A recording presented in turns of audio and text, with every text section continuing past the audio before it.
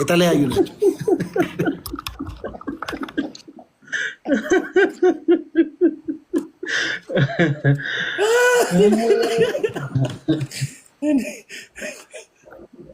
አይ ፓስተር ሶፊ ሰዎች አይደሉም ለፍላፊ የሚያደርጓቸው ራሳቸው ናቸው። ራሳቸውን ለፍላፊ የሚያደርጉት አንተ ነህ እያልኩ አይደለም። በርግጥ ፓስተር አሁንም እንደዚህ አትናገር። አሁንም ረፍ። እሺ አሁን እንደዚህ አትበል።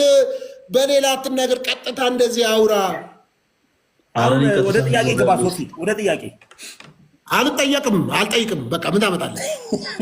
ታስገደኛለህ?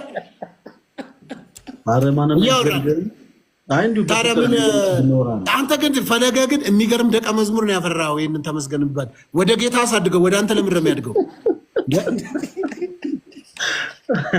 ምን ነው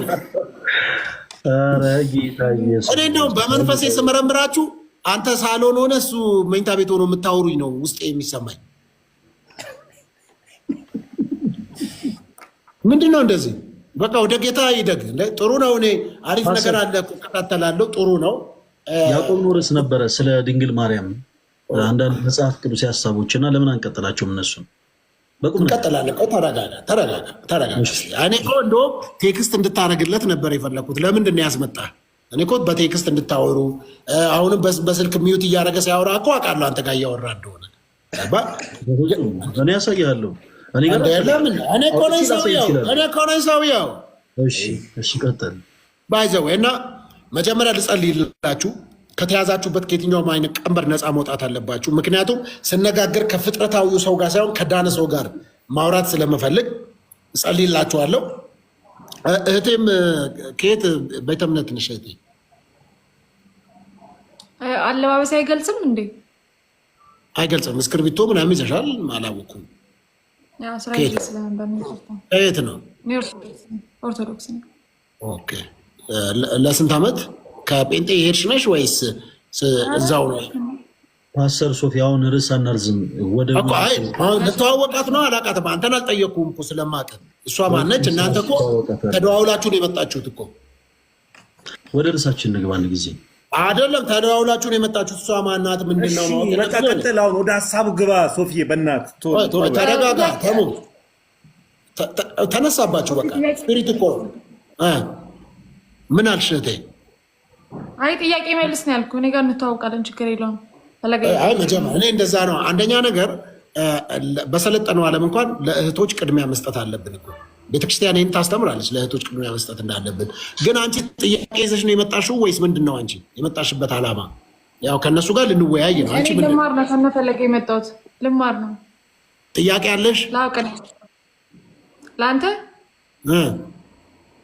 አይ መጀመሪያ እነሱን ጥያቄ መልስ ነው አለሽ ወይ ነው። አንቺ አሁን ጠይቅኝ እኮ አይደለም ጥያቄ ይዘሽ ነው ወይ መጣሽው? ጠይቃለሁ። አንተ የላትም ትላለህ፣ እሷ ጠይቃለሁ ትላለች። ተግባብ ተደዋውላችሁ ነው እንጂ ተነጋገሩ። ተነጋገሯ። አይ አንቺ ጥያቄ ካለሽ እህቴ አግብተሻል? አንቺ ባለትዳር ነሽ? ሶፊ ኧረ በመድኃኒዓለም ወደ ሀሳቡ እንሂድ። ጥያቄ መጠየቅ እችላለሁ። ባይዘው እኔ ጋር ነው እያወራ ያለው ከኔ ጋር እኮ። መጀመሪያ ጥያቄ መልስ። የተጠየቀውን ጥያቄ እኔን ጠይቀኛውን ስለ አንድ ወልዳ ስሙ አይደለም። አንደኛ በጨዋነት ከእንደዚህ በጨዋነት አለባበስሽን አስተካክለሽ መጽሐፍ ቅዱሳዊ አድርገሽ መምጣት አለብሽ። እዚህ እንደዚህ ተገላልጠሽ መጥተሽ በሚዲያ በፍጹም የእኛን ሴቶች ጨዋዎች ተሸፋፍነው የሚመጡ ከእነሱ እንኳን አትማሪም። እንደዚህ ኖ ይሄ ልክ አይደለማ። እኔ ችግር የለውም። እነዚህ ወጣቶች ግን ሀሳባቸውን ትወስጃለሽ። ገባሽ? እንደዚህ ድንቡሽቡሽ ብለሽ መጣሽ እዚህ ጋር እንትን ማድረግ ልክም አይደለም። አንቺን ስጠይቅሽ ፈለገ ይመልሳል። ጥያቄ ያለሽ ወይ ሲል የላትም ይላል። አንቺ አለኝ ትያለሽ። ስለዚህ ኤኒዌይስ አንድ እጃችሁን አንሱ፣ ልጸልይላችሁ። እንደ አንድ ፓስተር እንደ አንድ መጋቢ መንፈስ ቅዱስ አብሮት እንደሚሰራ ደግሞ ቤተክርስቲያን እንደሾመችውና ስልጣን እንዳለው ሰው በእናንተ ላይ ጸልያለሁ። ከዛ ይሄ ሰዋዊው ፍጥረታዊው ነገራችሁ ረግቦ በመንፈስ ዓለም እንድናወራ። ምክንያቱም አለበለዚያ ድንጋይ ላይ ውሃ ብታፈስ ምንም ጥቅም ስለማይኖረው መጀመሪያ የጠነከረ ልባችሁ እንዲላላል ጸልይላችሁ። ፈቃደኛ ናችሁ? ብዙ ፕሮቴስታንት ህልመኛ ስለሆነ ያው ችግር የለም። ያው ያለም ከሆነ ነገር አድርግ ችግር የለውም። ከዛኛ ምን ጸልያለሁ አንተም ጸሎት ህልመኛ አይደለንም። በነገራችን እኛ መንፈሳውያን ነን። ሁሉንም አይደለም ያልኩት። አይ እንደዛ አትበል ብዬ ፈለገ ጥሩ አይደለም። ምክንያቱም በጸሎት ነው ምንም ነገር የሚሆነው። ያለ ጸሎት ብንነጋገር ደረቅ ነው። እኔም ከእናንተ የምወስደው እናንተም ከኔ የምትወስዱት ነገር የሚናገር ሰው በእውቀት ይናገራል፣ የሚሰማ በጥበብ ይሰማል። ስለዚህ እኔ ልጸልይላችሁ።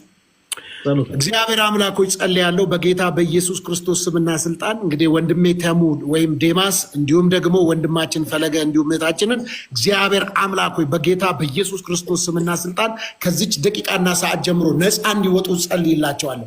ከየትኛውም ከተያዙበት ነገር በሙሉ በኢየሱስ ክርስቶስ ስም ውሃ ግድብን እንደሚያፈርስ የልባቸው ይሄ የደነደነው ነገር እንዲፈርስ ጸልያለሁ። ደግሞ መንፈስ ቅዱስ በእሽታ መንፈስ እንድትቀበላቸው እንድታግዛቸው። ፊደል ይገላል፣ መንፈስ ግን ሕይወት ይሰጣል ተብሎ ተጽፏልና እግዚአብሔር ሆይ ፊደል ይዘው መጥተዋል። ነገር ግን መንፈስ ደግሞ እንድትሰጣቸው በጌታ በኢየሱስ ስም ጸልያለሁ። አሁን የሚሰሙት ይህ ነገር ሁሉ በጌታ በኢየሱስ ክርስቶስ ስም አንተ መንፈስ ቅዱስን መቀበል የሚችሉበትን ኢየሱስ ክርስቶስን የህይወታቸው ጌታ አዳኝ ገዢ አድርገው እንዲቀበሉ እኔ የምዘራውን ዘር በልጁ በኢየሱስ ክርስቶስ ደም ወደ እግዚአብሔር መንግስት መቅረብ እንዲሆንላቸው የኤፌሶን ጸሐፊ እንደሚናገር ከፍጥረት የቁጣ ልጆች ነበራችሁ እንደሚል አሁን ግን በደሙ ቀርባችኋል እንዳለ በኢየሱስ ስም በደሙ ኃይል መቅረብ